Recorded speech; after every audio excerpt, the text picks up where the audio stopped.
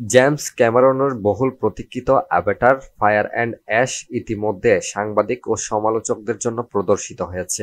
আগামী 19 ডিসেম্বর বিশ্বব্যাপী মুক্তি পেতে যাচ্ছে সিনেমাটি। প্রদর্শনী শেষে সমালোচকদের প্রতিক্রিয়া স্পষ্ট, নতুন অ্যাভাটার আবারও ঝড় তুলতে প্রস্তুত। সমালোচক কোর্টনি হাওয়ার্ড বলেছেন, অ্যাভাটার 3 মনে করিয়ে দেয় কেন সিনেমা হলে গিয়ে সিনেমা দেখা জরুরি। সিরিজের নতুন কিস্তিটি আগের কিছুর পুনরাবৃত্তি নয়, এটি একদম নতুন অনুভূতি। জেমস ক্যামেরনের কাজ এখনও দুর্দান্ত। নতুন সিনেমাটি আগের পর্বের পরবর্তী কাহিনী। সুল্লি পরিবার তাদের সন্তান নেটিয়ামের মৃত্যু নিয়ে শোক করছে। নতুন বিপদ আসে আগুন উপজাতির মাধ্যমে। সিনেমার প্রধান চরিত্রে থাকছেন স্যাম ওয়ার্থিংটন, জো সেলদানা, সিগ্রনি উইভার, স্টিফেন ল্যাং এবং কেট উইন্সলেট। জেমস ক্যামেরন জানিয়েছে, এই সিনেমায় ব্যবসায়িক সাফল্যের উপর নির্ভর করছে অ্যাভাটার সিরিজের ভবিষ্যৎ।